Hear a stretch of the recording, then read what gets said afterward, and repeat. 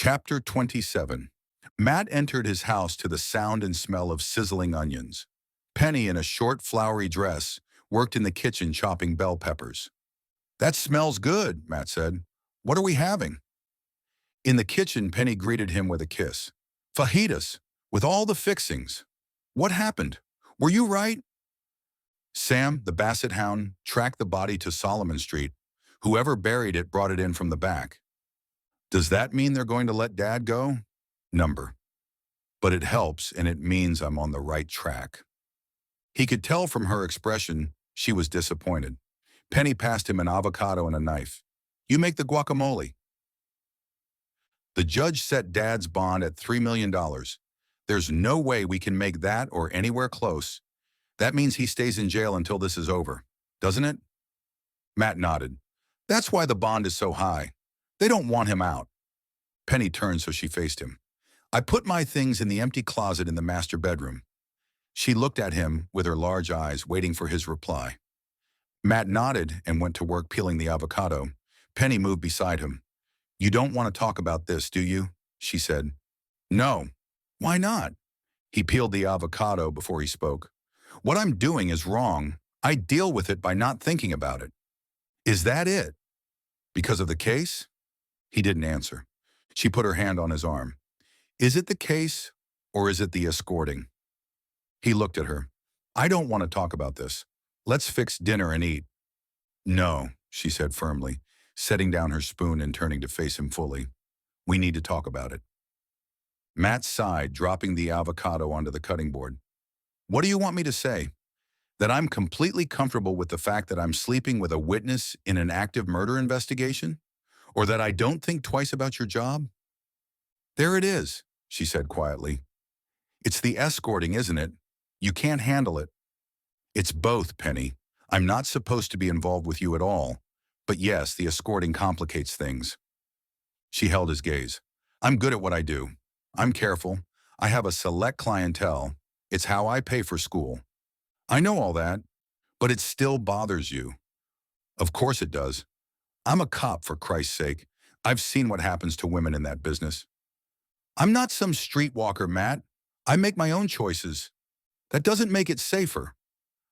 "Are you asking me to stop?" Matt paused, knife in hand. "Would you, if I asked?" She didn't answer immediately. "I don't know," she said finally. "It's good money. Better than anything else I could do part-time." He nodded slowly. "Then I won't ask." She stepped in close and hugged him. "The chicken is ready. I'll fix the tortillas. You set the table." While he didn't want to talk, it didn't mean he hadn't thought about the developing situation with Penny.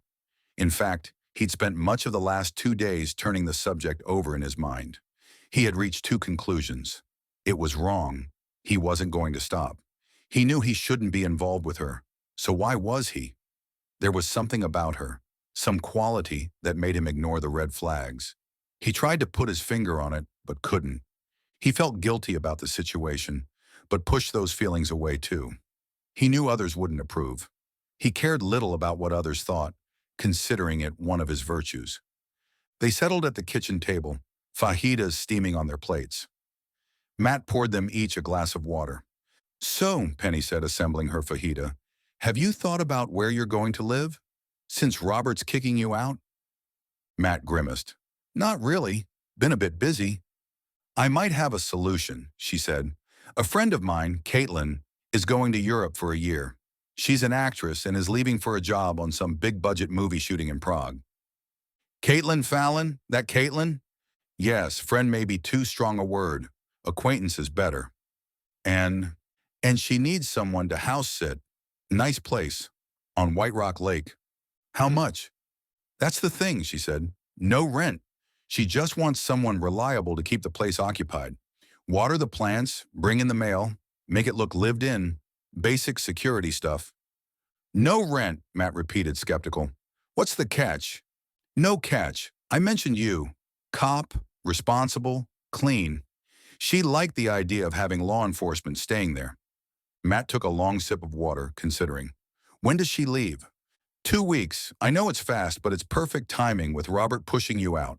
She hesitated. Matt raised an eyebrow. It includes you, right? Penny made a face. Maybe. I don't know. What's the issue? You need to sort out your feelings about me, she said.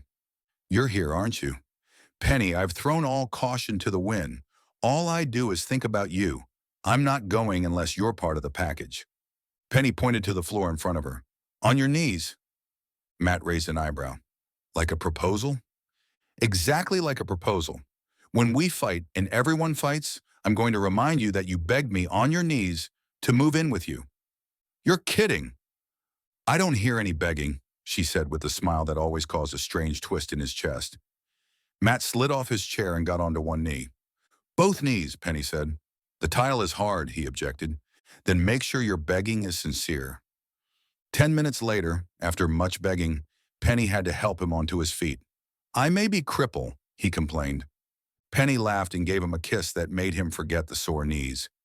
10 minutes later, Penny said, You do dishes? She watched Matt clean the dinner plates and pots. I don't dry. I believe in letting them air dry. Where are the towels? He pointed to a drawer.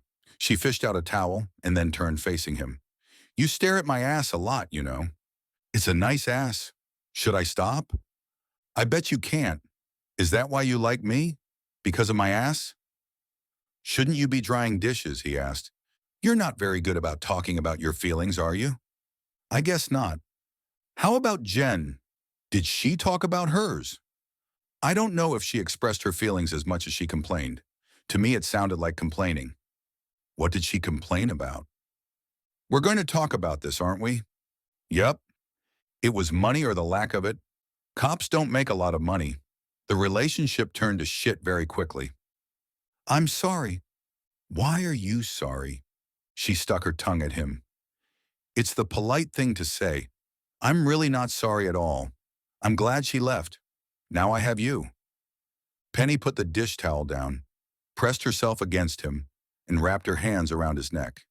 She whispered into his ear, I might keep you. Matt slipped his hands, still wet from the dishwater, around her waist. He saw movement out of the corner of his right eye, a dark form outside the sliding glass patio doors. Get down, he shouted, shoving Penny to the ground and throwing himself on top of her. What dash?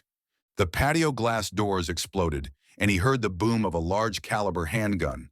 Above him, something ripped into the cabinets.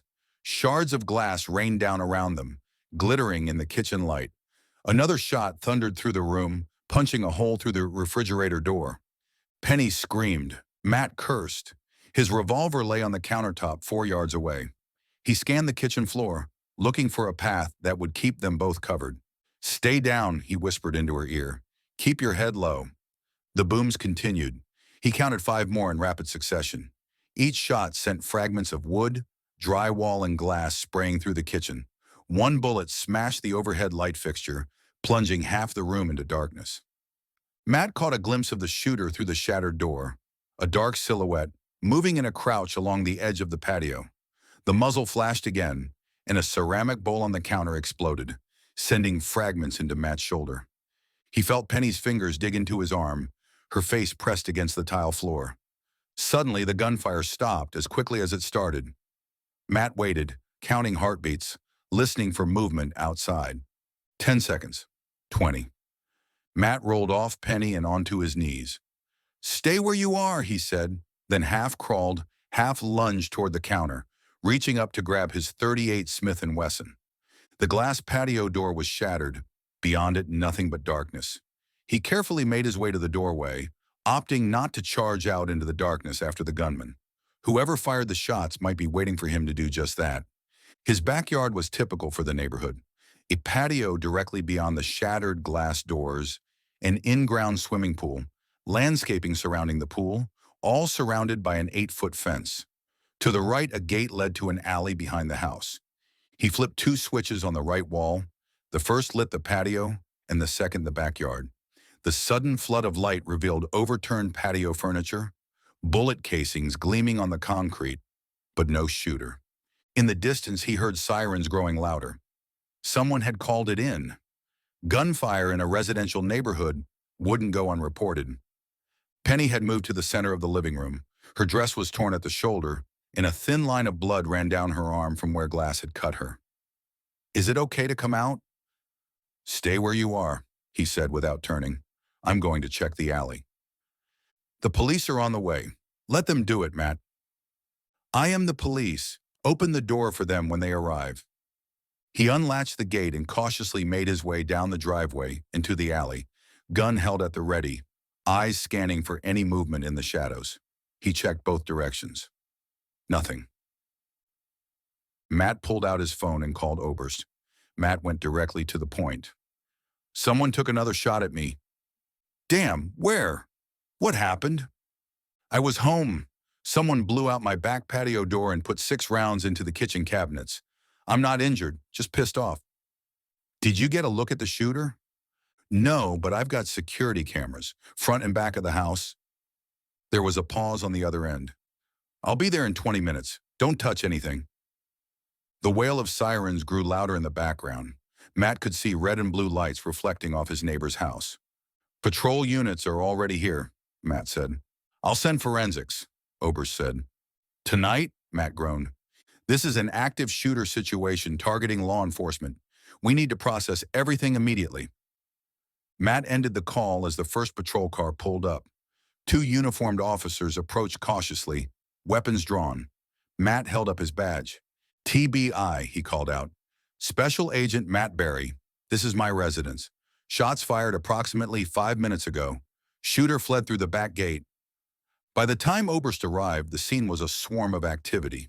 Floodlights illuminated the backyard as technicians photographed bullet holes and collected shell casings. Matt led Oberst and Penny into the spare bedroom he'd converted into a home office. A small monitor sat on the desk, connected to a digital video recorder that captured feeds from cameras mounted at the front door and back patio. "The cameras came with the house," Matt explained, clicking through the menu on the screen. "Let's see what you got," Oberst said. Matt clicked on the backyard camera feed and scrolled back to the timestamp just before the shooting. He backed the video up to the point where he saw the gate open. A figure dressed in black, wearing a black ski mask, stepped cautiously through the gate. He saw the revolver in a gloved hand.